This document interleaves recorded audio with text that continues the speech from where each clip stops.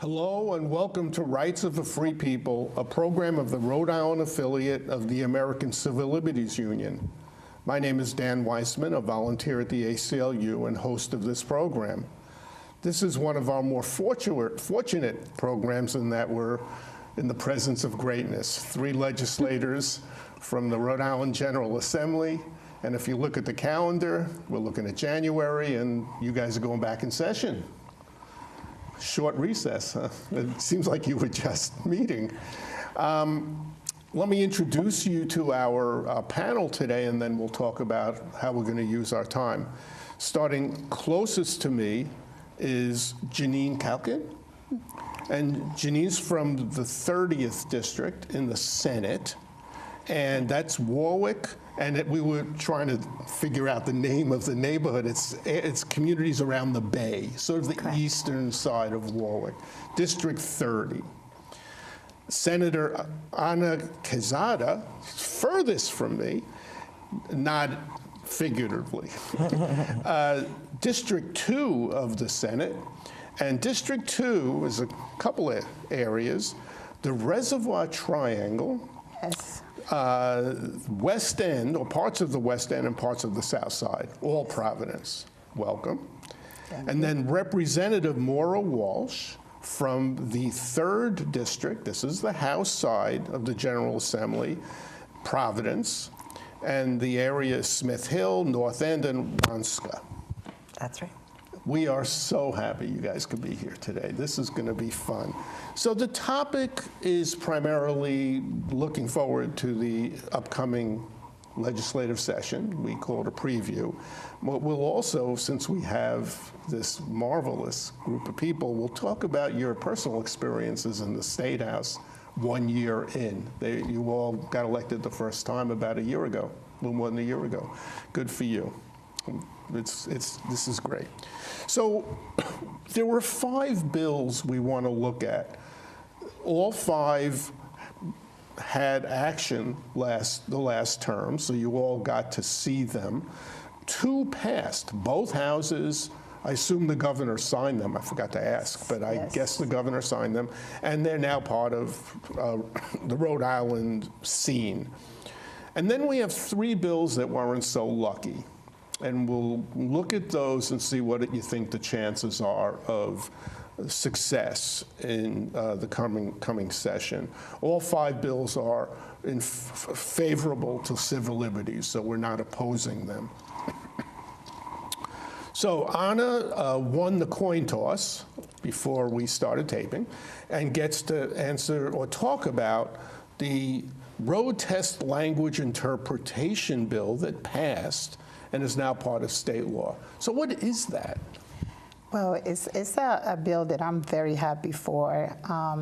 In the state, people was able to take the test, the driving test in Spanish or in any language.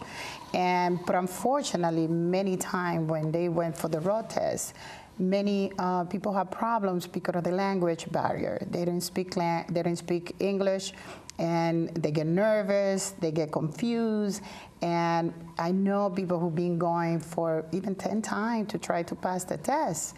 And it's not because lack of driving knowledge, it was more of the language barrier.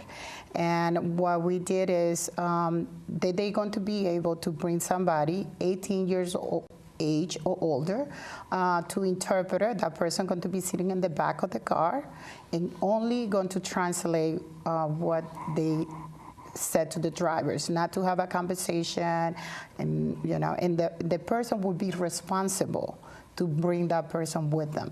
It's not something that the state would lose anything, or it has to provide any other kind of service.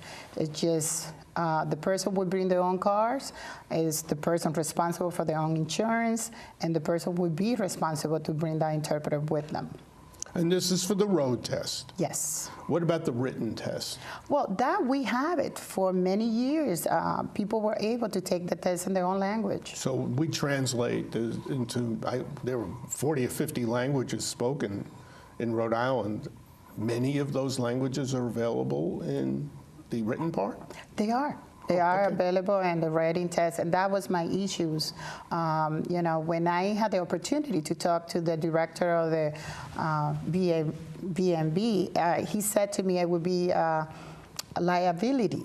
But for me, I believe the liability is to go into a car with somebody who do not speak the language and is nervous. Then you know, I was very fortunate that this bill went through, and the governor did sign it. You asked that question, but she did sign it. It's going through law in January. They're going to start being able around now. Yes. That's exciting. It is. Good for you. Thank you. Jeanine, there was a bill about infertility insurance coverage. Yes. Tell us, that passed also. Yes, it did. So what's that about? So what the bill was trying to do, prior to the change in the legislation, if you were unmarried, you were not guaranteed insurance coverage for infertility treatments. And originally, when I first learned about this, I learned of a woman who was undergoing some treatments which would eventually lead to infertility for her, and she wanted to make sure, or she was actually experiencing infertility, wanted to get treatment, but she wasn't married, so she was denied coverage for the treatments. So, you know, looking at the legislation and realizing that it was really unfair to have a marriage qualification in order for your insurance to cover that type of treatment. So I put the bill in, and actually Rep. Walsh put it in the House as well.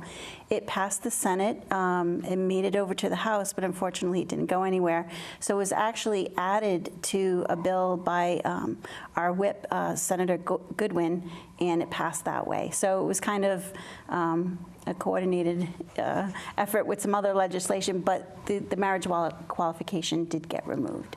And when does it go into effect? I believe it's already in effect. Okay. Yeah. So we're 2 for 2. Now the bad 2 for news. 2, yeah. Yeah, like the Patriots, or the Red Sox. Jeanine, Roe v. Wade. So I'm assuming the issue is if the Supreme Court cuts into the Roe v. Wade precedent, we want to protect those rights here in this state. Correct. We made some progress last year. The Reproductive Health Care Act had a lot of support in the 2017 legislative year. Unfortunately, it didn't go anywhere, but it did have a hearing in the Senate, which I believe is some progress. But next year, it will be back. I believe that there are some modifications that are going to be made, but it's Rhode Island law right now is I believe it receives an F from the NARAL rating. And our law is as bad as it is in Texas. We require things like spousal notification and things like that. So what this bill is trying to do is really codify Roe v. Wade into law, into Rhode Island, to ensure that, you know, we're protecting a woman's right to choose here in our state. And are we optimistic?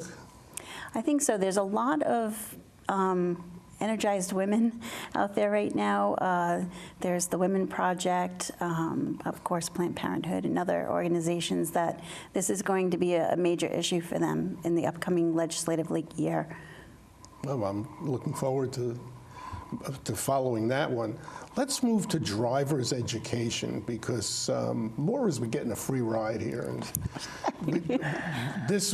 I should have done that before to keep with the theme of driving. But driver's education. So what's happening? I understand we have a bill that'll be reintroduced this year and needed some tinkering. Sure. So last year, one of my colleagues in the House of Representatives penned a bill that would require driver's education teachers to teach students their responsibilities when they're being pulled over by a police officer. The ACLU came out to testify on that bill when it came through the Health, Education, and Welfare Committee, which is where I first heard it, and really just simply asked that we add the words and rights, so responsibilities and rights when being pulled over by a police officer. And as it turned out, those 2 extra words were enough to stymie the progress of the bill entirely. So this year we're going to reintroduce it on the House side with the language that the ACLU approved, and hope that it gets the same kind of like motion that it did when it didn't have those that amendment. And do we think that one word missing and then trying to add it, did it kind of just snag things at the end, or do we think there's serious opposition? It's hard to know for sure. I mean, we do know that the ACLU came out to testify when it was in committee, so there would have been ample opportunity to amend it at that point. So it wasn't like a last minute. The ACLU usually has their stuff pretty together in terms of what they're asking of us as legislators. And last year, the bill made it all the way to the House floor. So I'm hoping that, and it passed, I believe. It was stalled in the Senate. So I'm hoping that these 2 words aren't gonna really affect its odds on the House side, considering it passed pretty clearly without them. So. Well, good luck. We have one more that we're sort of going to introduce, and then maybe in a future program spend some more time on, and that's shackling of pregnant prisoners at the ACI. So, Anna, what do we know about? There already was an anti-shackling bill, or set some limits on shackling, and this was an attempt to eliminate shackling in the 3rd trimester when female prisoners were being moved back and forth between the ACI and courts. Well, that bill came to the Senate floor, and we passed it without no problems at all. But unfortunately, when it went to the House side, it didn't have the same opportunity that they had in the Senate. Then we hope, and it's not my bill, but I'm sure the way it passed in the Senate, that they will be coming back these coming years, and I'm sure it would have no problem. Then I believe we have to make a better way to connect with this House side to see it go through in the House. Good. So we've got 3 we're going to follow.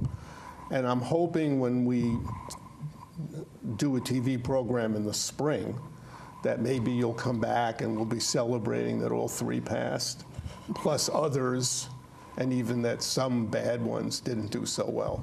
Let's hope. Now's the reason I got all excited when I heard the 3 of you were coming, and that is, here's a chance to talk to 3 people who recently got elected to the Rhode Island General Assembly just in 2016, have served 1 term, 2 in the Senate, 1 in the House, have been through the process, had to run a campaign, get elected, show up, get oriented, and become part of the 100 people who make our laws. What's it like? What are your experiences? What are your first impressions? Maybe not first, it's a year later, but what are your impressions so far? Anyone? Anybody? Who wants to start? Well, I have to say, for me, it's been very surprising. It was, it's nervous. You come in for the first time to something that you never done before. You had an idea how it worked, but when you show up, it's a completely different. But it's been a very nice experience, I have to say. Everybody in the Senate are very welcoming. All the staff are excellent. They work with you. They help you. They oriented you what way to go, and that was very, very nice. The same? Yeah, I think Ana said it well. We have a very good staff that's very helpful for new legislators that's coming in and aren't really sure what to do and how to proceed. But I think it was really interesting to see how the inner workings of how things become law here in Rhode Island. How things go back and forth between the House and the Senate, and especially with what happened this year, it was kind of an unusual year. I walked in on the last day expecting to stay really late, and of course. Well, they cut it off. Yeah. That was very unusual. Yeah. So there maybe hopefully, going forward, we can figure out a way to not leave everything to the end of the year in that last week. But I have to say, I've learned a lot, and I really enjoy working there and doing what I can. I have really been enjoying the community side of things. That was very much why I got involved in the first place, was because I really care about my neighbors in a way that I don't think is standard in a lot of bigger neighborhoods, because we're really close together, and we're like kind of packed like sardines, and we become very, very tight knit. And I will say that this year has definitely given me the opportunity to kind of try to decide what type of legislator I'm going to be. Am I going to be the kind of person who goes along to get along and votes the way I'm expected to, or am I going to be the kind of person who, votes based on something else, some moral code? Or for me, it's I try not to ever be up against the ACLU. That's like my general guideline, is to not ever be on the opposite side, and then I feel like I'm doing pretty good. But it gives you. I definitely, take some time to figure out what your place is up there in that myriad of individuals. What made you decide to run? Did you think of it? Was it somebody in your family? Was it somebody in the neighborhood? For me, it was, I had been an activist for a couple of years. I'd spent a lot of time up at the State House lobbying for a raise for waitress wages at that point, which were $2.89 an hour and had been for 20 some odd years. And for me, I ran specifically out of frustration. I was frustrated that, I was very vocally saying, we're poor and this is really hard. And it seemed as if, nobody really cared. And so going up there for me was kind of, as a regular citizen, just trying to figure out what it is that you guys do all day. That was my thought process going in there. I don't know about you guys, but.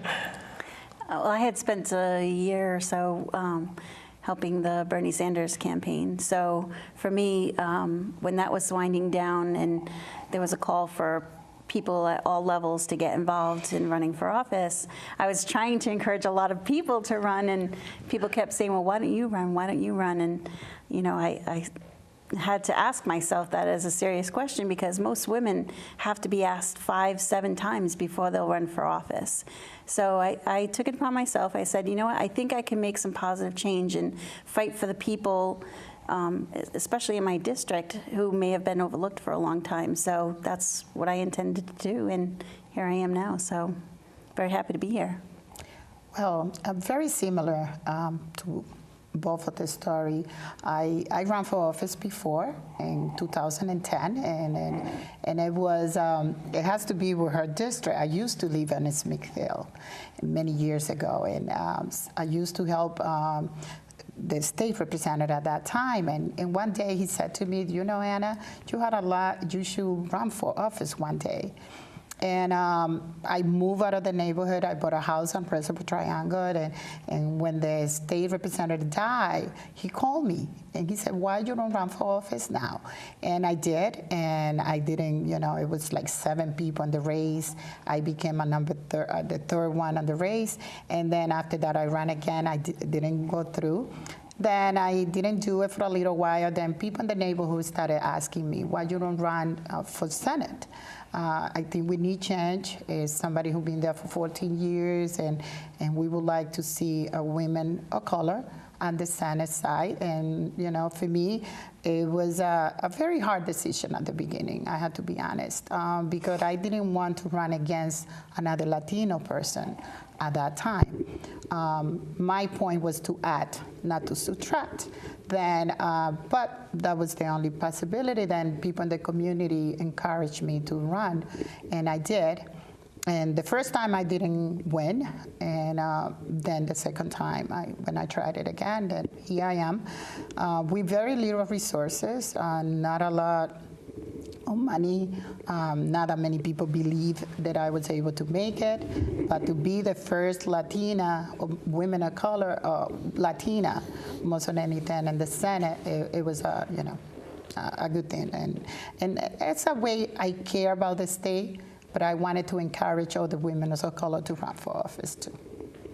So when you were running, what did you sense your constituents cared about most? What made them vote for you? What were the biggest issues? You went on the national scene, the economy, or immigration's a hot button issue now, or whatever, the wall, or whatever is at the national level. But all politics is local. That's what they say. So what did you feel were the one or two most important issues that people came to vote for you about? Well, for me, it was a lot of families still struggling just to make ends meet. Worried that if one of them were to lose a job, that they would lose their home. Concerns about how low the minimum wage is, for example, or economic inequality was a big issue in my district. And also health care. I was a proponent of single payer or Medicare for all type health coverage. And a lot of seniors that I spoke to were concerned about, their Medicare and Medicaid being cut, and just trying to make sure that they have the health care that they need. So those were two of the big issues that I... Okay, which is also nationally. Yeah. In my community, the number one issue that people were really riled up about was bus passes for elderly and disabled Rhode Islanders. Within the last year, they had been cut so that elderly and disabled passengers had to pay 50 cents a ride, which for people on fixed income wasn't inconvenient, it was impossible. And so I had a lot of elderly and disabled neighbors who were skipping meals so that they could take the bus to go refill their prescriptions or things like that. And so that was definitely by far the biggest one. And then another one was marijuana legalization, because in my community, a lot of people are still getting hassled. It's something that affects a lot more people in low-income districts than it does in higher-income districts. And it's the kind of thing that's, ruined people's lives when they have, one charge or something like that. It makes it virtually impossible to get a job thereafter. So those two things were really, definitely hot button in my neighborhood. Well, for me, it was more people in my community, they just wanted an opportunity. They wanted to be able to, one of the biggest issue in my district is jobs. And most of the phone call I get is, Ana, can I get a job? And unfortunately, I don't have a job to provide to them. But at least to have somebody who they can talk to. Somebody, when they call you, you call them back. They wanted a change in the district, and that was one of the biggest reasons that I ran for office. Wow. Time is starting to run down. We have a few minutes left. And it's inescapable to our viewers that you're all three women. We have an astute following on this program. And I can imagine a number of them, including myself, are wondering, was that an issue in your first year in the legislature? Did you feel being a woman in the state legislature was a factor in how you were welcomed, how your ideas were received, if you raised questions, how they were handled, that kind of thing? Absolutely. From people speaking to you as if you are a child, to pet names. I I personally have tried to, my line shifts depending on my company. If I were with a bunch of people my own age, in their late 20s, and somebody called me honey or darling or dear, they would get a talking to, right? But when I'm in a room full of older men, and Guilty. they're using exactly, and they're using honey, sweetheart, things like that. My line is a little bit further because you're like, oh well, they're from a different time. They don't know any better. But it's definitely something that there are certain levels of, and there's just like a light buzz of misogyny that hangs over. Everything is run by men up there. I think women on the House side, at least, didn't get a bathroom until like the 90s. They turned a closet into a women's bathroom, but up until then, they didn't have one. So it's very subtle ways, In the Senate, I think we were lucky because we had a female Senate president when we first started. I've believed for years. Right, Yeah. and I think I haven't necessarily noticed anything that's like anti-woman or anything like that, but you do think about if there are specific bills that are more geared at women's issues, that they don't get as much light per se as some of the other issues, but I don't know if you have anything to add.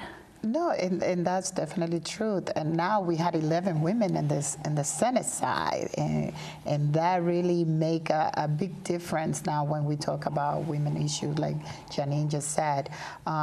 Because it's more of us, and we have more voice, and and you can see that some of the older men in the Senate, they look at us like.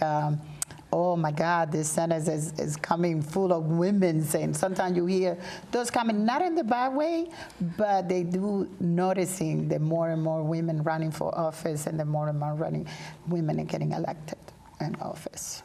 I would like to ask that question a year from now and see if you're thinking the same, how much they're changing, how much things are getting more difficult or less so.